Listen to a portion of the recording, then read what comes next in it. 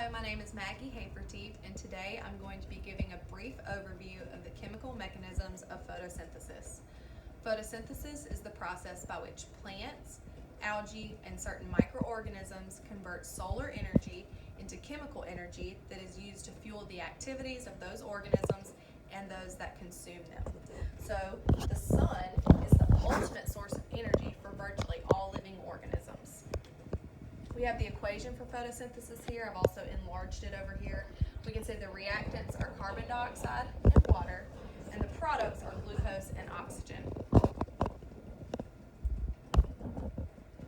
Before we discuss what happens in photosynthesis, let's talk about where in the plant photosynthesis takes place.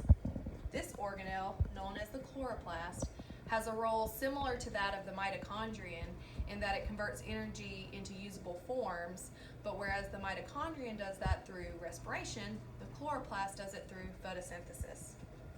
So if we take a closer look at the structure, the chloroplast has a double membrane, a fluid component known as the stroma, and membranous structures called thylakoids that are stacked up like quarters into structures called grana or granum singularly. If we take a closer look at the membranes of the thylakoid, we see a lipid bilayer. Within that bilayer are proteins, and on the proteins, a very important pigment is found called chlorophyll. Chlorophyll is the green pigment that gives chloroplast its name, and it's green because it absorbs all other colors of light except for green and yellow, which are reflected back to us. That absorption of light by the chlorophyll is the crucial first step in photosynthesis 1, also known as the light reactions. In the light reactions of photosynthesis, the goal is to convert solar energy into chemical energy that is used later in the process.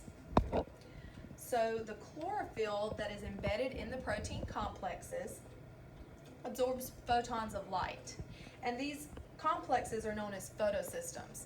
We start with photosystem 2 in photosynthesis. This is a little counterintuitive, but historically it's called photosystem 2, so it's just something that we have to remember. When chlorophyll absorbs light, it gets excited into a higher energy state and electrons are released. Electrons travel in pairs, so 2 photons of light absorbed give 2 electrons. That electron pair travels from protein to protein to protein along the membrane, losing a little bit of energy each time, but not all, until it ultimately reaches a second photosystem known as photosystem 1. So we began in photosystem 2 and reached photosystem 1.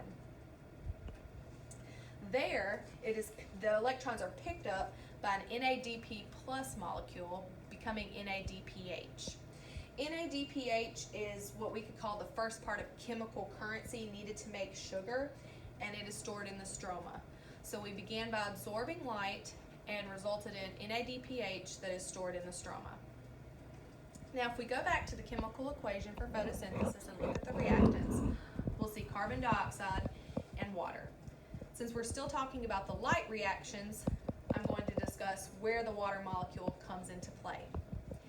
The initial photosystem in photosynthesis that donated its electrons has to get those electrons back. So what it does is splits a water molecule into hydrogen and oxygen atoms, accepts those electrons, frees protons that are then stored within the thylakoid, and releases oxygen that diffuses through the membrane and back into the atmosphere, which is the oxygen that we breathe. Those freed protons from the water molecule build up inside the thylakoid, which creates an excess of positive charge inside the thylakoid rather than outside in the stroma. So this proton gradient is what produces or powers the production of adenosine triphosphate, which we know is the energy molecule. There's another protein complex found in the thylakoid membrane called ATP synthase. ATP synthase pumps protons from the thylakoid with that excess positive charge out into the stroma. When it does this, it spins and attaches a third phosphate atom to an adenosine diphosphate molecule, thus becoming adenosine triphosphate. This energy molecule is also stored in the stroma for later use. So, to review, The light reactions of photosynthesis took solar energy and converted it into NADPH and ADP, which will then be used in the second part of photosynthesis, which is known as the dark reactions. But this is a little bit of a misnomer because the dark reactions don't have to occur in the dark.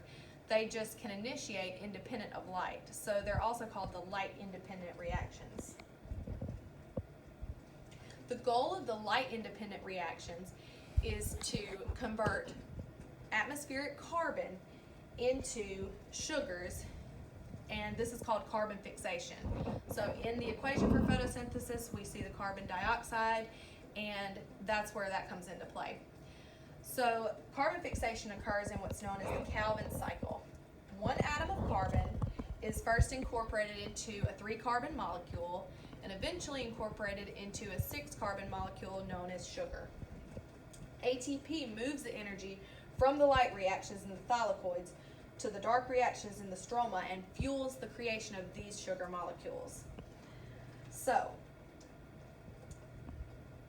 once this occurs, the ATP then becomes ADP again when that third phosphate is broken off, and the ADP can return to start the light reactions again.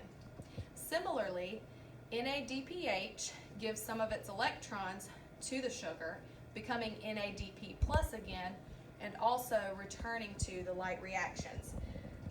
These cycles of ADP to ATP to ADP, and also NADP plus to NADPH, back to NADP plus, and so on, are what links the light and dark reactions together.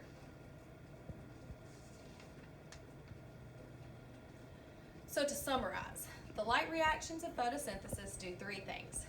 They convert solar energy into chemical energy that we can use by powering an electric current that produces NADPH, a proton gradient that fuels the formation of ATP, and splitting water into proton, electrons, and oxygen.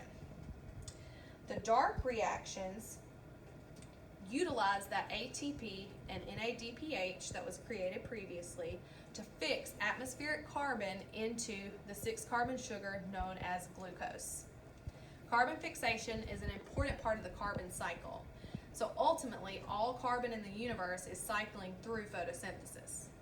Once photosynthesis uses carbon dioxide and water as well as the light energy to produce glucose and oxygen, those products are used by heterotrophic organisms such as ourselves to fuel our activities and build our body. We release carbon dioxide and water as waste products, which are then cycled back into the process of photosynthesis.